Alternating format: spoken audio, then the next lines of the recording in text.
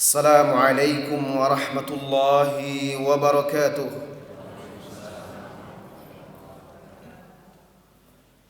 Alhamdulillah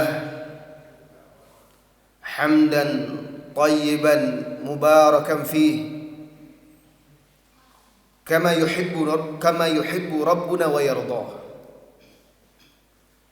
Ashhadu an la ilaha illallah wahdahu la syarika lah wa ashhadu anna Muhammadan abduhu wa rasuluh sallallahu alaihi wa ala alihi wa ashabihi wa man sara ala nahjihi wa tamassaka bi sunnatihi ila yaumiddin wa sallama tasliman katsira, amma ba'd. Saudara-saudari kaum muslimin dan muslimat yang semoga senantiasa dirahmati dan diberkahi oleh Allah tabaraka wa taala. Syukur kita kepada Allah tabaraka wa taala. Alangkah besarnya dan banyaknya nikmat-nikmat yang dilimpahkannya kepada kita. Malam kita tidur dan Allah berikan kita lagi kesempatan. Allah kembalikan ruh ke jasad kita. Bangun kita memuja dan memuji Allah, bersyukur kepadanya. Bangun kita, lalu kita pergi ke masjid, salat subuh, salah satu ibadah yang paling berat bagi orang-orang munafik. Dan kita bisa menunaikannya dengan berjamaah di rumah Allah tabaraka wa taala ini. Ini nikmat yang sangat agung, nikmat yang sangat besar, yang wajib kita syukuri dan kita jaga.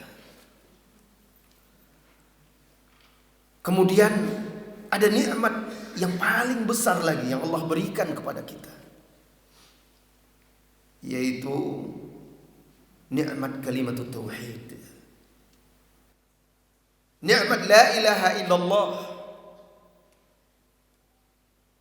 yang mana Allah memberikan hidayah kepada kita untuk mengucapkannya, meyakininya, mengamalkan tuntutan-tuntutan la ilaha illallah itu. Ini nikmat yang paling besar, karena inilah yang akan menyelamatkan kita di dunia dan di akhirat. Kemudian salawat dan salam untuk Nabi kita Muhammad sallallahu alaihi wasallam, suri tauladan kita yang telah menunaikan amanah, menyampaikan risalah, dan telah berjuang di jalan Allah dengan sebenar-benar jihad. Semoga kita semua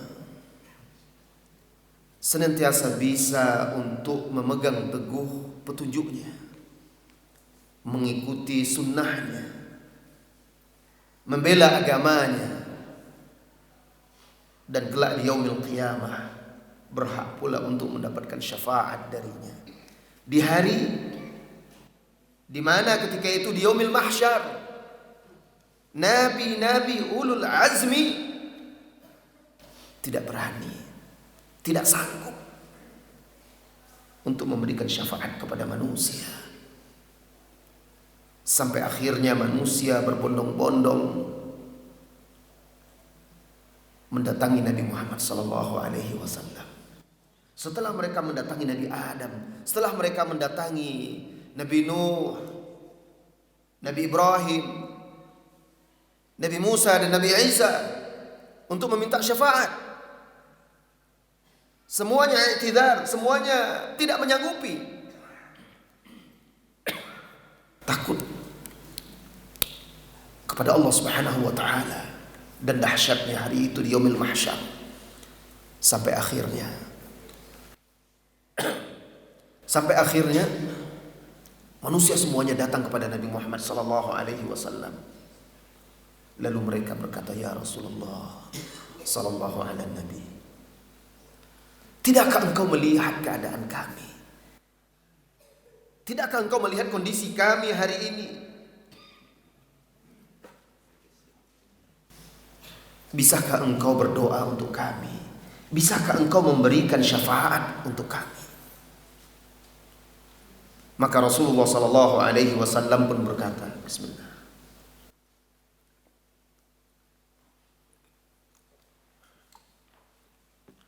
Maka Rasulullah sallallahu alaihi wasallam berkata, "Hadza li." Ini adalah hakku. Hak memberikan syafaat ketika itu di yaumil mahsyar.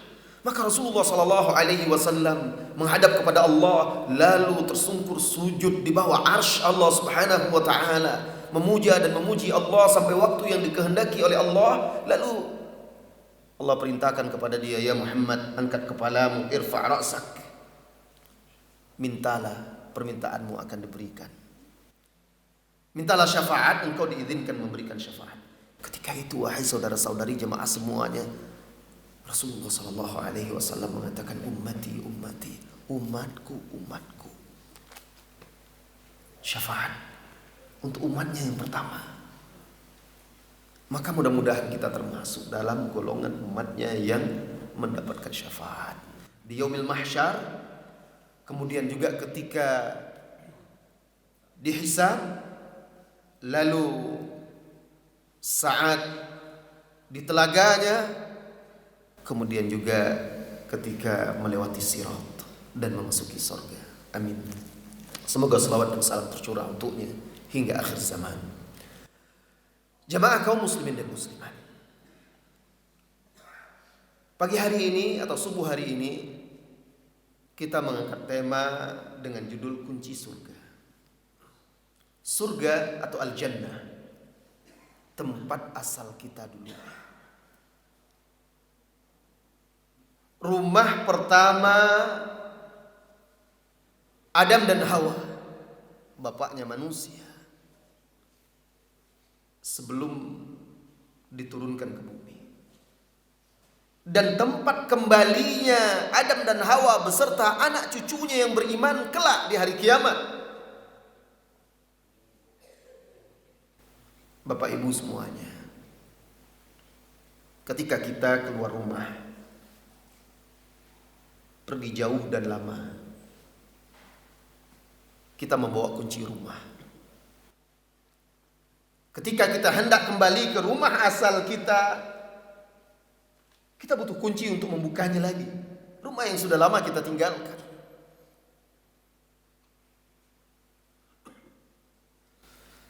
Tapi kadang karena jauhnya perjalanan dan lamanya perjalanan ini, ada orang yang kuncinya hilang sehingga dia tidak bisa kembali ke rumahnya. Ada orang membawa kuncinya, tetapi kuncinya telah rapuh. Ketika dia buka, patah kunci, dia pun tidak bisa masuk. Ada orang dia membawa kuncinya, ternyata kunci itu kan ada gigi-giginya, Bu. Pak. Kalau giginya sudah rusak, satu saja sempong, sumbing, maka walaupun anak kunci itu bisa dimasukkan, dia tidak bisa dibuka lagi. Atau dibuka dengan kesulitan dan susah payah. Seperti itu jugalah sebenarnya kunci surga. Datang seseorang kepada Wahab ibnu Munabbih rahimahullah ta'ala. Lalu orang ini berkata, "Alaysa miftahul jannah la ilaha illallah?" Bukankah la ilaha illallah itu kunci surga? Wahab bin Munabbih menjawab, "Bala, benar. Akan tetapi," kata beliau, Laisa min miftahin illa walahu al-asnan. Tidak ada satupun kunci melain dia ada gigi-giginya. Kalau kamu kelak datang ke sorga dengan membawa kunci yang masih lengkap, masih sempurna, gigi-gigi kunci tersebut, maka pintu akan dibukakan untukmu. Jika tidak, engkau tidak akan bisa membukanya. Nah, ini yang penting untuk kita pelajari dan kita pahami. Bahwa ternyata kalimat yang agung ini, kalimat tauhid, yang karenanya diciptakan langit dan bumi, alam semesta ini. Karena la ilaha illallah ini diciptakan jin dan manusia. Karena la ilaha illallah ini diutus para rasul, diturunkan kitab-kitab, disyariatkan syariat. Karena kalimat ini la ilaha illallah diciptakan surga dan neraka. Karena kalimat ini adanya bahagia dan sengsara. Karena kalimat ini adanya mukmin, adanya kafir. Karena kalimat ini dahulu Rasulullah sallallahu alaihi wasallam menghunus pedangnya, berjuang bersama kaum muslimin ketika itu, sehingga harta, nyawa, darah ditumpahkan, dikorbankan untuk kalimat ini. Maka kalimat yang sangat agung ini, Bapak Ibu jamaah semuanya, bukan sekedar kalimat yang kita hitung-hitung dan kita ulang-ulang. Dia bukan sekedar yel-yel yang diteriakkan atau bendera yang dikibarkan. Tidak. Ini kalimat yang memiliki rukun-rukun, syarat-syarat, makna-makna yang harus kita pahami, kita yakini dan kita amalkan. Dengan itu baru bermanfaat bagi kita di dunia dan di akhirat.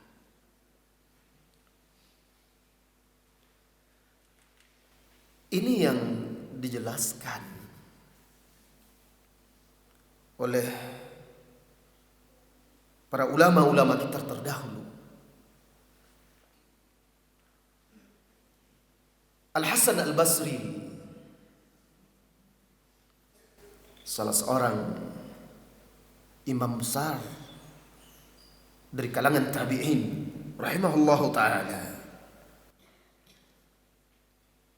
pernah dikatakan kepada dia, wahai imam, ada manusia atau banyak manusia inna nasan yaqulun anna man qala la ilaha illallah dakhala al-jannah. Wahai imam, orang-orang mengatakan bahwasanya barang siapa yang mengucapkan la ilaha illallah maka dia masuk surga. Semua kita tahu itu. Bahkan kita tahu hadis Rasulullah sallallahu alaihi wasallam yang berbunyi, man kana akhiru kalamihi la ilaha illallah dakhala al-jannah. Barang siapa yang akhir ucapannya ketika dia meninggalkan dunia ini la ilaha illallah, maka dia masuk surga. Semua kita tahu. Apa jawab Al-Hasan Al-Basri? Faqal, beliau berkata, man qala la ilaha illallah fa'adda haqqaha wa fardaha dakhala al-jannah. Barang siapa yang mengucapkan la ilaha illallah lalu dia tunaikan hak la ilaha illallah itu, kewajiban-kewajiban la ilaha illallah itu, dakhala al-jannata, baru dia masuk surga. Jadi ada hak-hak yang wajib kita tunaikan dari la ilaha illallah. Ada kewajiban-kewajiban la ilaha illallah itu yang harus kita jalankan. Itu dia syarat-syarat la ilaha illallah. Cucu Nabi sallallahu alaihi wasallam, Al-Hasan bin Ali radhiyallahu anhu, waktu itu berkata kepada Al-Farazdaq. Al-Farazdaq ini salah seorang pujangga, penyair. di masa itu. Al-Farazdak ini istrinya wafat. Lalu dia menguburkan istrinya. Dan Al-Hasan waktu itu hadir. Dia melihat Farazdak ini ketika menguburkan istrinya. Maka Al-Hasan radhiyallahu anhu berkata kepadanya, "Ma a'dadta li hadzal yaum?" Hai Farazdak, apa yang engkau siapkan untuk hari ini? Jadi kalau salafus saleh dahulu, Bapak Ibu, mereka menjadikan momen seperti itu saat memakamkan itu momen untuk menasihati, untuk mengingatkan manusia yang ada. Apalagi orang yang mendapat musibah itu diingatkan juga bahwa kita semua ini akan mati. Nah, Al-Hasan berkata, "Ma'adatta li hadzal yaum?" Hai Farazdak, apa yang telah engkau siapkan untuk hari seperti ini? Saat engkau nanti juga mati dan engkau dikuburkan. Qal, syahadata an la ilaha illallah mundu 70 sana. Apa yang engkau siapkan? Apa bekalmu? Syahadat la ilaha illallah. Aku telah mempersiapkannya sejak 70 tahun yang lampau. Qala Al-Hasan, ni'mal uddah. Lakin li la ilaha illallah syuruta fa iyyaka wa qadhfal muhsanat. Sebaik-baik persiapan itu sebaik-baik bekal. Tapi ingat, la ilaha illallah itu ada syarat-syaratnya. Dan jangan engkau menuduh wanita-wanita yang baik-baik itu melakukan perzinahan. Qazful muhsanat. Nah, di sini Al-Hasan dengan bahasanya yang bagus, yang halus, dia katakan itu sebaik bekal. La ilaha illallah, syahadat la ilaha illallah yang engkau katakan telah engkau siapkan itu sebaik-baik bekal. Tapi jangan lupa, la ilaha illallah itu ada syarat-syaratnya, baru bisa menjadi bekal yang baik dan berguna nantinya. Dan salah satunya tentu tidak melakukan maksiat, menjaga lisan kita, tidak menuduh wanita-wanita yang beriman, wanita yang baik-baik, wanita yang sudah memiliki suami melakukan zina. Baik Bapak Ibu jemaah semuanya, banyak di antara kita kaum muslimin yang lalai, lengah terhadap masalah ini. Barangkali salah seorang dari kita, kalau ditanya apa syarat-syarat la ilaha illallah, mungkin dia akan bingung, tidak tahu. Bahkan anak-anak kita, kalau disuruh hafal nggak syarat-syarat la ilaha illallah, ada pula la ilallah pakai syarat-syarat. Ini harus kita, wajib kita pelajari, wajib kita tanamkan pada anak-anak kita. Sangat penting. Apalagi di zaman sekarang ini Bapak Ibu semuanya. Walaupun di zaman modern ini kesyirikan masih tetap ada, merajalela. Bahkan orang di zaman sekarang ini fitnah-fitnah syubhat yang menyesatkan, yang menjauhkan dari agama Allah, dari akidah yang lurus itu banyak. Kalau kita tidak memiliki tauhid yang kuat, akidah yang kokoh, mudah hanyut, tenggelam. Wajib kita pelajari syarat-syarat la ilaha illallah. Secara singkat kita bahas karena tentu waktu kita terbatas ya, sampai menjelang syuruk atau jam 6.30 lah. Syarat la ilaha illallah itu jamaah semuanya ada 7. Ngantuk HP-nya nanti. Syarat la ilaha illallah itu ada 7. Yang pertama, syarat la ilaha illallah itu ilmu. Jadi bukan sekedar diucapkan, kita harus tahu apa yang dimaksud dengan la ilaha illallah itu, maknanya, kandungannya. Kita harus tahu, bukan sekedar mengucapkan saja. Karena Allah Subhanahu wa taala berfirman, "Fa'lam annahu la ilaha illallah." Fa'lam, ketahuilah, ilmuilah, la ilaha illallah. Tidak ada yang berhak untuk diibadati dengan hak, dengan benar, melainkan Allah semata, tidak ada sekutu baginya. Allah mulai, bahkan kita sering mengucapkan itu, orang mau berzikir kadang mengulang-ulang la ilaha illallah, diucapkannya fa'alam wa'alam annahu la ilaha illallah. Harus paham, kita di sini disyaratkan oleh Allah Subhanahu wa taala bahwa kita harus mengetahuinya.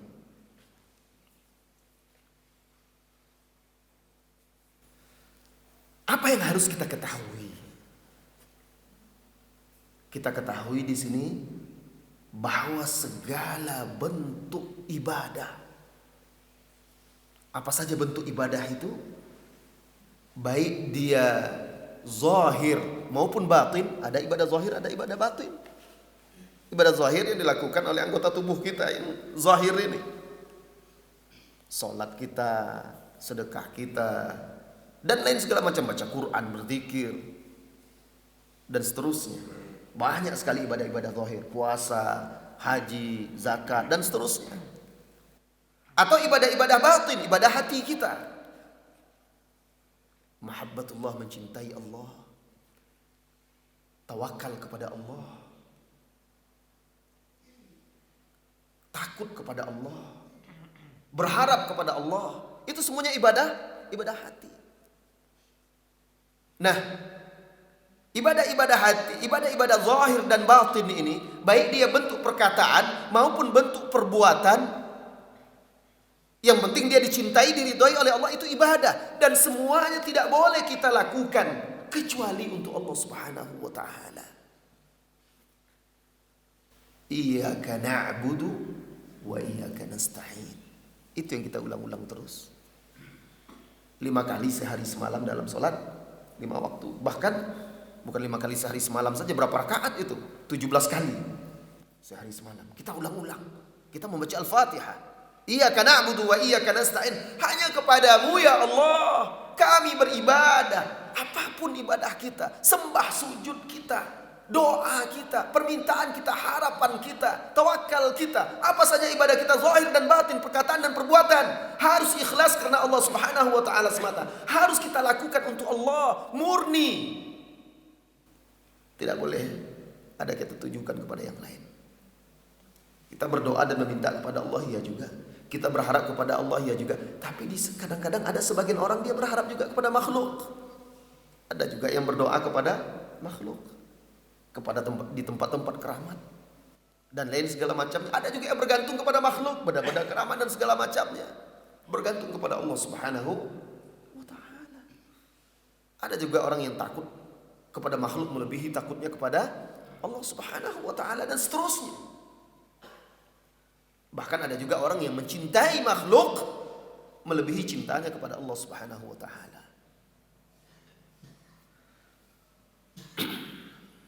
Fa'lam, kata Allah, fa'lam annahu la ilaha illallah wastaghfir li dzambik. Rasulullah sallallahu alaihi wasallam bersabda di dalam hadis yang diriwayatkan oleh Utsman bin Affan radhiyallahu anhu, qal man mata wa huwa ya'lamu annahu la ilaha illallah dakhala al-jannah. Barang siapa yang mati wa huwa ya'lamu, dan dia mengetahui la ilaha illallah, dia mengetahui, bukan sekedar mengucapkan la ilaha illallah. Rasulullah katakan, man mata, barang siapa yang mati wa huwa ya'lam, dan dia tahu la ilaha illallah, dakhalal jannah, dia masuk surga. Bukan sekedar mengucapkan. Mungkin dia mengucapkan la ilaha illallah, tapi kalau dia nggak tahu, di dunia dia sebagai seorang mukmin secara zahir bagi kita, tapi di sisi Allah apakah kalimat itu bermanfaat atau tidak? Maka harus kita pelajari. Orang kalau sudah tahu la ilaha illallah itu makna kandungannya, tauhid itu, maka tidak ada di hatinya kecuali Allah Subhanahu wa taala. Dia akan menjadi mukmin yang kokoh, yang kuat, tidak akan goyah apapun kondisi dan keadaannya. Karena dia tahu hakikat la ilaha illallah tersebut.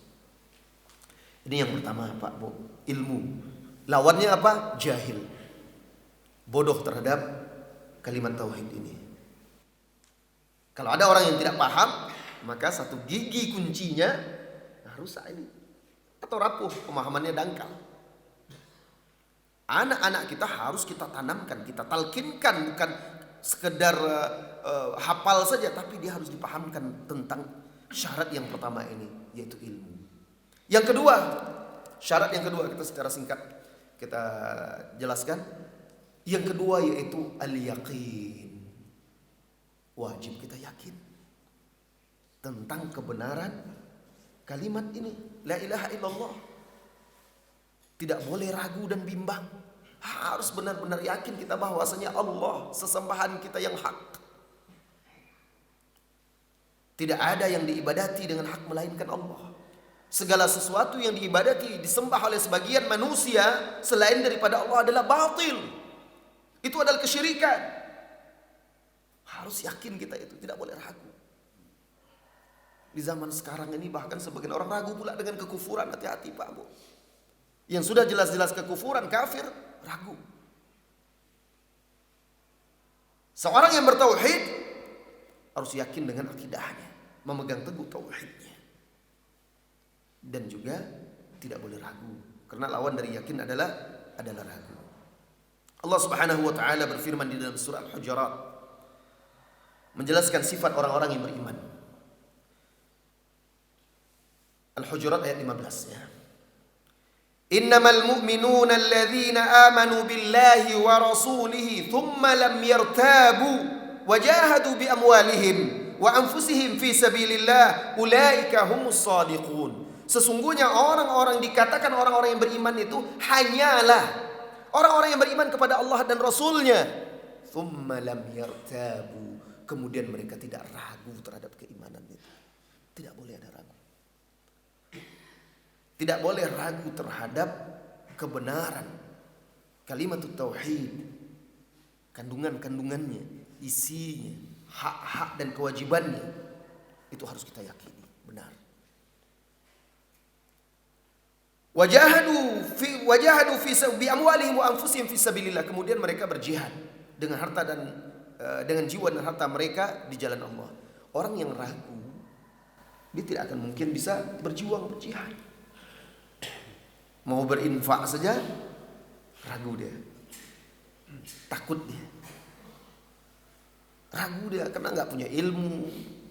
Lalu enggak yakin bahwa infak dia itu kalau ikhlas karena Allah Subhanahu wa taala akan diberi balasan yang berlipat ganda oleh Allah Subhanahu wa taala.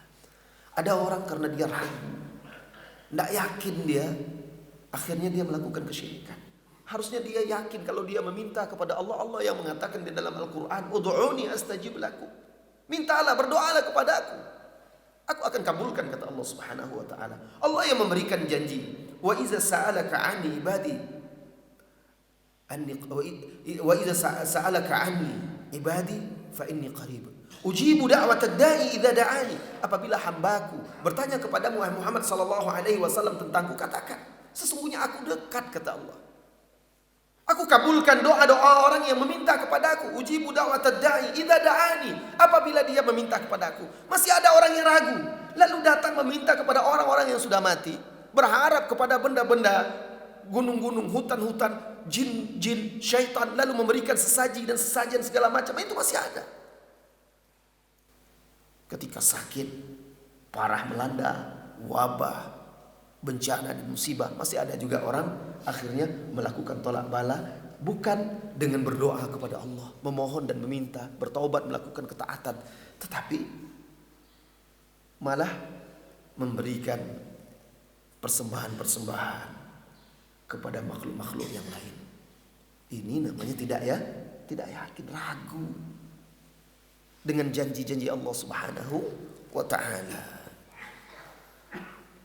Di dalam Sahih Muslim dari hadis Abu Hurairah radhiyallahu anhu, Rasulullah sallallahu alaihi wasallam bersabda, "Man laqita min wara'i hadzal ha'it yashhadu an la ilaha illallah mustayqinan biha qalbuhu fabashirhu bil jannah." Hai Abu Hurairah, siapapun yang engkau temui di balik tembok ini. Waktu itu Rasulullah sallallahu alaihi wasallam sedang di kebun salah seorang sahabat.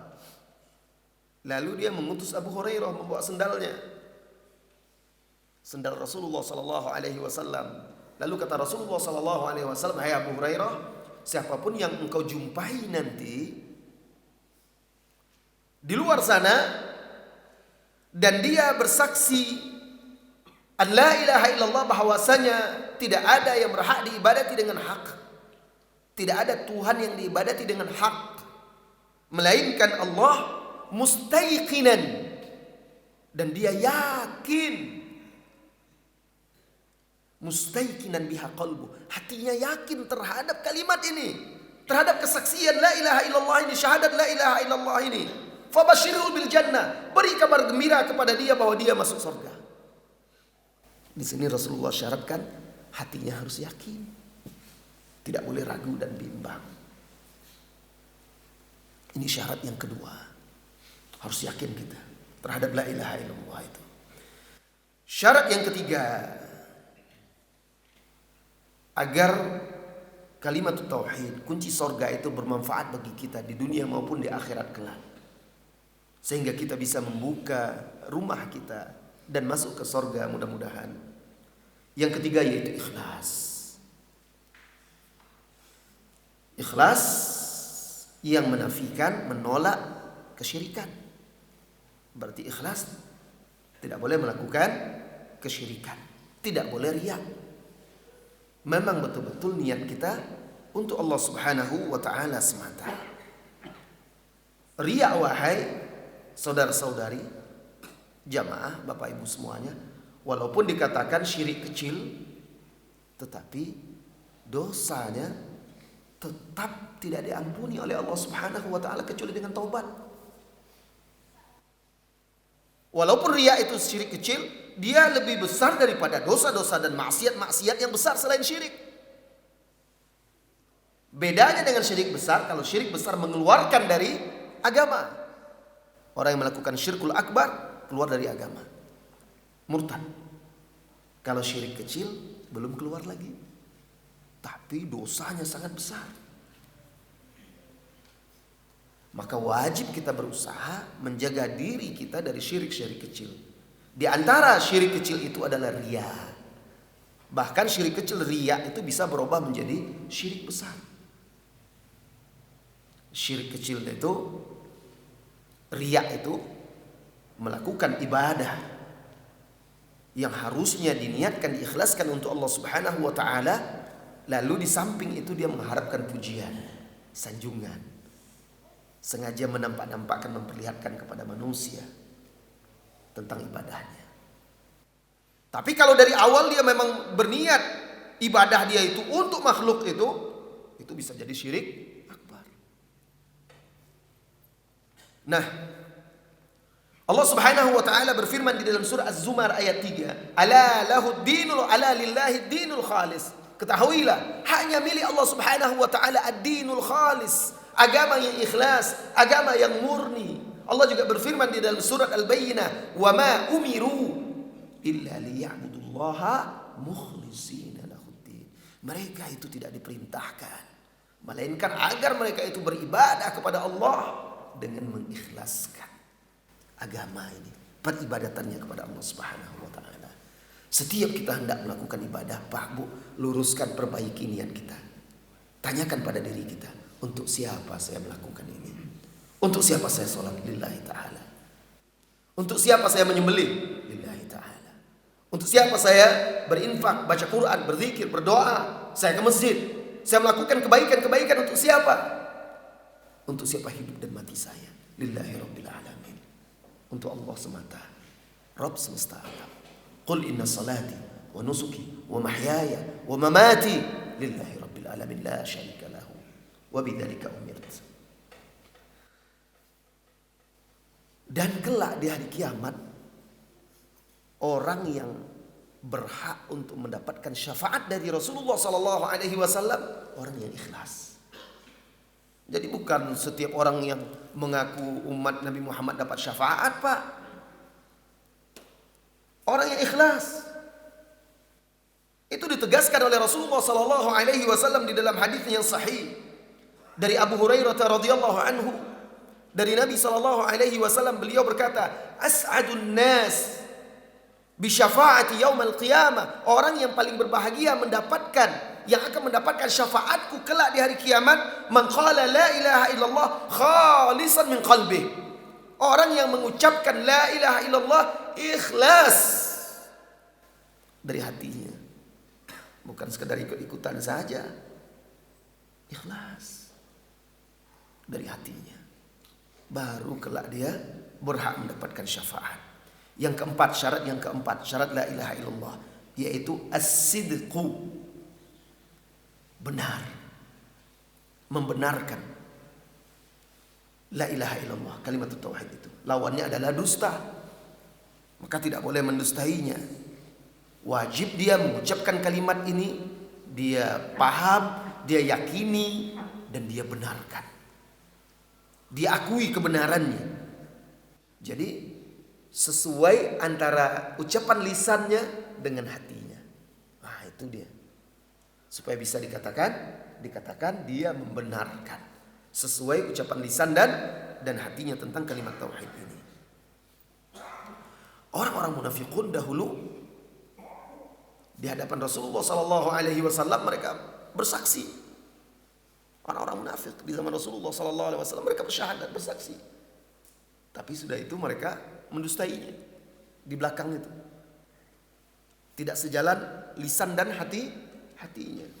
Apa kata Allah Subhanahu wa taala di dalam surah Al-Munafiqun? Idza ja'akal munafiqun, apabila datang kepadamu orang-orang munafik, hai Muhammad sallallahu alaihi wasallam, qalu, mereka pasti berkata, nashhadu annaka la Rasulullah. Kami bersaksi bahwasanya engkau, hai Muhammad. Kami bersaksi, katanya. Kami bersyahadat. Engkau ini adalah Rasulullah, utusan Allah. Apa jawab Allah? Wallahu ya'lamu innaka la rasuluh. Wallahu yashhadu innal munafiqina lakadzibun. Allah tahu engkau adalah rasulnya, dan Allah bersaksi bahwasanya orang-orang munafik itu adalah pendusta. Dia mengucapkan itu, mengucapkan syahadat, tapi tidak diakui oleh Allah Subhanahu wa taala. Kenapa? Hatinya mendustainya. Harus sejalan lisan kita dengan hati kita. Bukan sekedar meneriakkan la ilaha illallah, la ilaha illallah, tapi hati kita tidak mengakuinya. Tidak boleh. Yang kelima, syarat yang kelima, al-mahabbah, cinta. Lawannya adalah benci. Wajib kita mencintai kalimat ini. Mencintai tauhid, mencintai agama kita ini, mencintai Allah, wajib. Bahkan tidak boleh ada cinta makhluk, cinta kepada makhluk yang menyamai, apalagi melebihi. Menyamai saja itu syirik. Allah Subhanahu wa taala berfirman, "Wa minan nas" di surah Al-Baqarah juz 2 itu. "Wa minan nas may yattakhidhu min dunillahi andada." Di antara manusia ada yang menjadikan manusia-manusia sebagai tandingan-tandingan bagi Allah, sekutu-sekutu.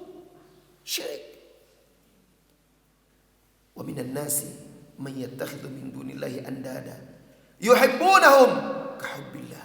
Mereka mencintai sekutu-sekutu, tandingan-tandingan itu, baik manusia, baik orang yang hidup, jin, malaikat, makhluk apa saja yang mereka jadikan sekutu bagi Allah, mereka mencintainya kahubbillah, seperti mereka mencintai Allah. Lihat, seperti sama. Adapun orang-orang yang beriman, walladzina amanu asyaddu hubban lillah. Orang-orang yang beriman, dia pasti lebih mencintai Allah dari semuanya. Itu bisa kita lihat diri kita dalam kehidupan ini. Kadang kita diuji oleh Allah Subhanahu wa taala. Mana yang lebih kita cintai ini? Allah atau dunia? Mana yang lebih kita cintai ini? Allah atau keluarga? Anak, istri, suami. Ketika terjadi misalnya terjadi pertentangan atau sesuatu yang harus didahulukan antara hak-hak Allah, kewajiban-kewajiban kepada Allah daripada kewajiban yang lainnya. Antara syariat Allah, agama Allah dibandingkan yang lainnya. Diuji kita.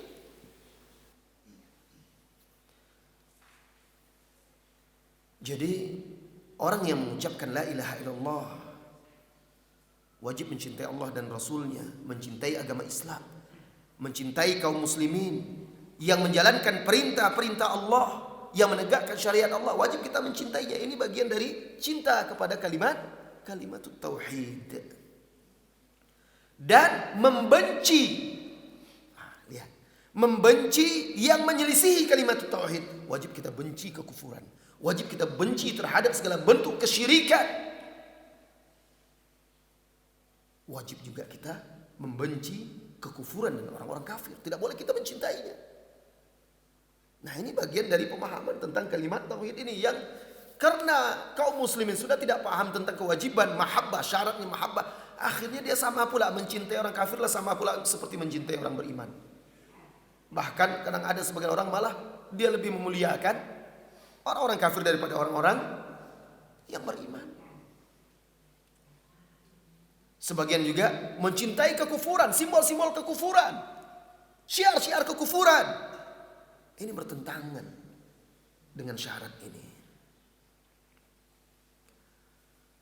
Rasulullah sallallahu alaihi wasallam bersabda, "Awthaku ural iman al-hubbu fillah wal bughdhu fillah." Tali keimanan yang paling kuat yaitu cinta karena Allah dan benci karena Allah. Cinta karena Allah, mencintai sesuatu yang dicintai oleh Allah, mencintai sesuatu karena Allah. Dan juga membenci karena Allah, membenci apa yang dibenci oleh Allah, membenci sesuatu itu juga karena Allah Subhanahu wa ta'ala. Syarat yang keenam yaitu al-inqiyad. Al-inqiyad itu tunduk. Jadi orang yang mengucapkan la ilaha illallah itu wajib tunduk kepada la ilaha illallah itu. Wajib tunduk kepada tuntutan la ilaha illallah itu. Apa yang diinginkan oleh la ilaha illallah itu dia wajib tunduk. Maka dia tunduk kepada perintah Allah dan Rasulnya, tunduk kepada hukum-hukum agama, syariat Islam. Itu bukti bahwa dia memenuhi syarat ini. Maka dia wajib sami'na wa ata'na kepada Allah dan Rasulnya. Perintah-perintah Allah yang dia dapati di dalam Al-Quran, di dalam hadis-hadis Rasulullah Sallallahu Alaihi Wasallam, dia tunduk dan patuh. Rasulullah Sallallahu Alaihi Wasallam bersabda, "Kullu ummati yadkhuluna al-jannah illa man aba." Semua umatku masuk surga. Wah, dijamin oleh Rasulullah Sallallahu Alaihi Wasallam. Illa man aba, kecuali orang yang tidak mau. Ada orang tidak mau masuk surga.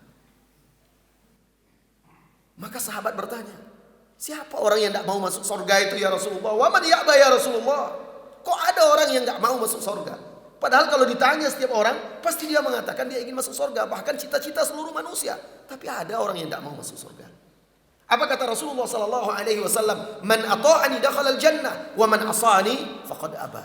Orang yang tunduk patuh kepadaku, dia masuk surga. Yang menyelisihiku, menentangku, bermaksiat, tidak tunduk dan tidak patuh, maka dia enggan, tidak mau masuk surga. Wajib kita tunduk dan patuh. Yang ketujuh, terakhir. Ini saya persingkat, saya percepat. Yang ketujuh, al-qabul, menerima. Lawannya menolak.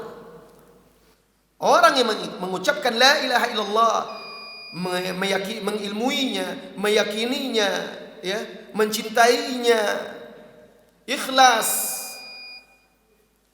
tunduk, maka dia juga wajib menerimanya. Menerima kalimat tauhid, menerima apa saja yang datang dari Allah, menerima apa saja yang datang dari Rasulullah Sallallahu Alaihi Wasallam dengan hati dan lisan dia, dengan anggota badan dia, tanpa dia tolak, karena dia yakin apa yang datang dari Allah Subhanahu Wa Taala dan Rasulnya adalah hak. Nah, ini penting.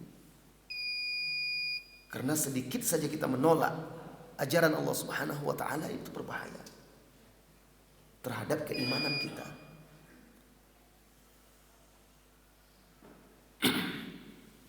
Dan jaminan dari Allah Subhanahu wa ta'ala di dunia dan di akhirat terhadap orang-orang yang beriman, yaitu orang-orang yang betul-betul mewujudkan la ilaha illallah ini, dijamin Allah akan selamatkan di dunia dan di akhirat.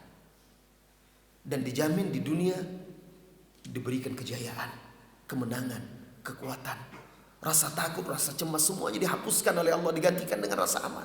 Tapi syaratnya tadi betul-betul mengucapkan la ilaha illallah zahir dan batin, meyakininya, mengimaninya, mengilmuinya, ikhlas, mencintainya, tunduk, patuh, tidak menolaknya, tidak ada keraguan, mengamalkan apa saja yang diinginkan yang berkaitan dengan la ilaha illallah. Semua undang-undang agama kita, semua syariat ajaran agama kita, semuanya itu adalah bagian dari tauhid itu yang wajib kita pegang teguh dan kita amalkan. Ketika itulah apa kata Allah Subhanahu wa taala, "Tsumma nunajji rasulana." Kemudian kami menyelamatkan rasul-rasul kami, walladzina amanu, dan orang-orang yang beriman. Kadzalika haqqan alaina nunjil mu'minin. Demikianlah wajib atas kami, kata Allah, untuk menyelamatkan orang-orang yang beriman. Siapa orang-orang yang beriman itu? Orang-orang yang beriman yang tetap menjaga tauhidnya. Wa'adallahu alladzina amanu wa amanu minkum walladzina amalus shalihat. Allah menjanjikan orang-orang yang beriman di antara kalian dan orang yang beramal soleh. Lihat, orang yang beriman di antara kalian dan beramal soleh. Apa yang dijanjikan oleh Allah Subhanahu wa taala? Wa la yastakhlifannahum fil ardi kama istakhlafa alladziina min qablihim. Allah akan beri mereka kekuasaan. Jadikan mereka berkuasa di muka bumi ini seperti Allah telah berikan kekuasaan kepada orang-orang sebelum mereka. Dan juga Allah berikan mereka kemenangan, kekuatan. Wala yumakkinanna lahum, dan Allah berikan tamkin untuk mereka. Tamkin itu kekuasaan, kekuatan. Kemudian juga Allah janjikan di ayat yang sama, Allah gantikan rasa takut mereka dengan amna, rasa aman. Tapi ada syaratnya setelah itu, ya'budunani. Mereka beribadah kepadaku, wala yusyrikuna bi syai'a, dan mereka tidak menyekutukanku dengan suatu apapun. Inilah dia la ilaha illallah. Ini dia Bapak Ibu semuanya, 7 syarat yang harus kita hafalkan, kita ketahui dan kita ajarkan kepada anak-anak kita. Saya ulangi satu persatu lagi ke-7-7-nya, yaitu yang pertama ilmu, kemudian yang kedua al-yaqin. Ilmu itu lawannya adalah bodoh, jahil. Yang kedua al-yakin, lawannya adalah ragu. Yang ketiga ikhlas, lawannya adalah syirik. Yang keempat, syarat yang keempat as-sidq, membenarkan, lawannya adalah mendustai. Yang kelima al-mahabbah, cinta, lawannya adalah al-bughd, benci, tidak suka. Yang keenam tunduk, inqiyad, lawannya adalah tidak patuh, membangkang. Yang ketujuh al-qabul, menerima, lawannya adalah menolak. Ini dia 7 syarat la ilaha illallah yang merupakan gigi-gigi dari kunci sorga tadi, kunci kalimat tauhid tadi. Jika seseorang itu betul-betul datang kelak di hari kiamat dengan kunci yang lengkap syarat-syaratnya, mudah-mudahan dibukakan untuknya pintu sorga. Bapak Ibu jemaah semuanya, mudah-mudahan kita semua yang hadir dan seluruh kaum muslimin, Allah berikan hidayah, Allah limpahkan ilmu dan taufik untuk betul-betul bisa memegang teguh la ilaha illallah ini zahir dan batin, mengamalkannya, lalu mewujudkan syarat-syaratnya, dan semoga semua kita dikumpulkan kelak di surga Allah bersama Rasulullah sallallahu alaihi wasallam. Amin ya rabbal alamin. Sampai di sini pertemuan kita. Wassallallahu wasallam ala nabiyyina Muhammadin walhamdulillahi rabbil alamin. Assalamualaikum warahmatullahi wabarakatuh.